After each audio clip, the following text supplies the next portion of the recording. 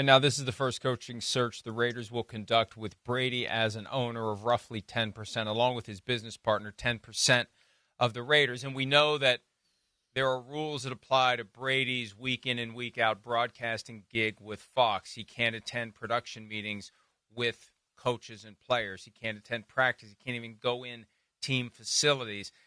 Some think he doesn't really want to spend that much time preparing for games, so it's not really a punishment. But he is allowed to talk to people on the phone.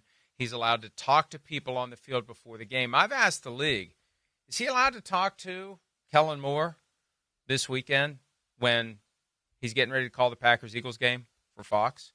Kellen Moore is one of the names in the coaching carousel. Is he allowed to talk to Jeff Hafley, the Packers defensive coordinator?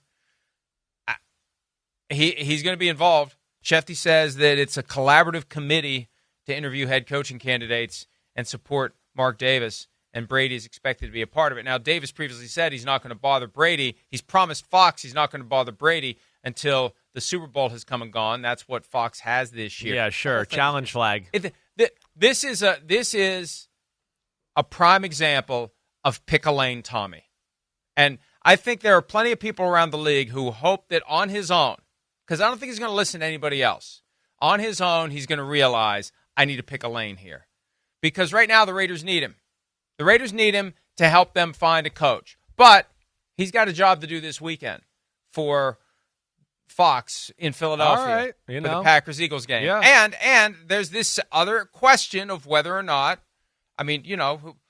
he's allowed to call up Kellen Moore and talk to him. How do you police whether or not he talks to Kellen Moore? Yeah, we don't. Directly or indirectly about coaching the Raiders. Well, we know, but nobody seems to care. I know, but because nobody ever cares about it no matter what. So it doesn't matter, Mike. You're worried about stuff that doesn't matter. Even if it wasn't Tom Brady, they'd be calling Kellen Moore in the back channels and talking to him. It doesn't matter. Come on, you know that. I don't know about that. I don't know that people are that blatant about it. Yeah. I don't know that it's that blatant. You've got a procedure in place for requesting permission. They have to grant permission. I was listening to a press conference yesterday, and they asked a GM or a coach, they asked one of the coaches of the Dolphins, I think, will you grant permission to interview Anthony Weaver? And they're like, well, yes, we will. Well, you have to. You have to grant permission for a defensive coordinator or an offensive coordinator to be interviewed for a head coaching job. It's not optional.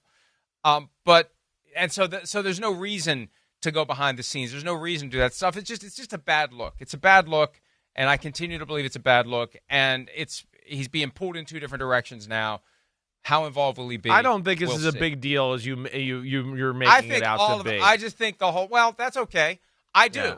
I think the whole thing is a bigger deal than anybody realizes, but we're in post-standards America. The rules don't apply anymore. Things that used to matter don't. I had somebody raise with me the other day that, and I won't name the name of who it may be, but, it used to be a big deal if you fudged your resume. Now nobody gives a shit. Lie about anything, lie about everything. Say whatever you want to say, there will be no consequences. Do whatever you want to do, there will be no consequences. And I have no editorial opinion on how or when or which escalator ride started that, but that's where we are. Yeah, okay. Yeah, sure, whatever. You're right. That is where we are. I don't think Tom Brady, and he's not going to be in there interviewing Kellen Moore this weekend and being talking about the Raiders job. I'm not saying he's going to interview him. How do you know? No.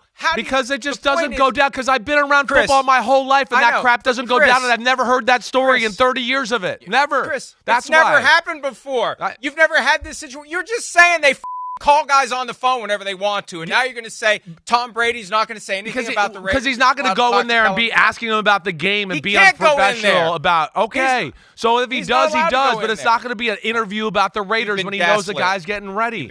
Whatever. They'll talk about it. You're making a big deal. Tom Brady can announce a game and talk to Mark Davis at the same time in a week and give him opinions. It's not that difficult, Mike. It's not. And the Raiders know what they signed up with here. So he doesn't have to pick a lane. The NFL's telling him he doesn't have to, so he doesn't have to listen to you on that one either.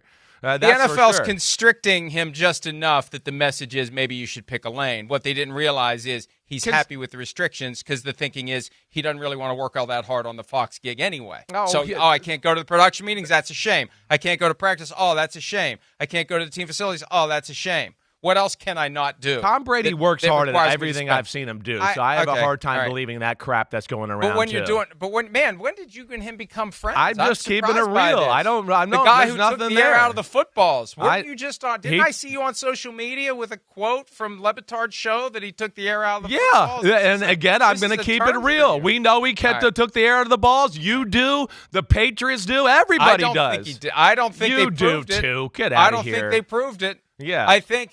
I think they had a habit of doing it, and that day they didn't. Mike, all the bullshit you believe in the world, and you're going to make that story up.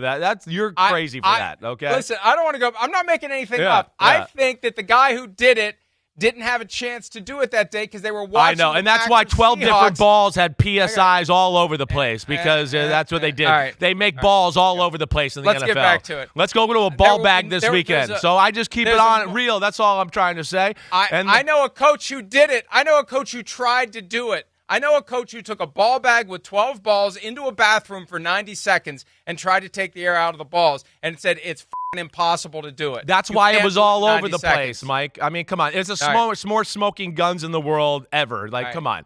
Text messages, breaking phones, stop. So that's not the point here. Okay? Either way, he can do the job either way. He can do either one.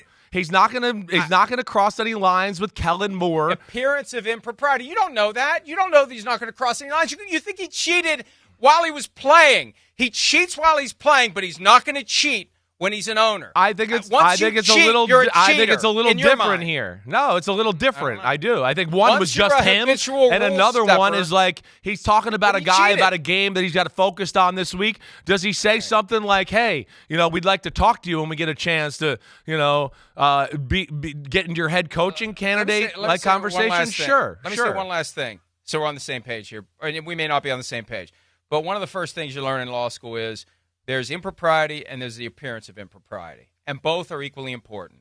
And even if you don't do something you shouldn't do, you need to avoid situations where it looks like you could, even if you don't. That's it. I got you. This has appearance of impropriety, just spray painted all over it.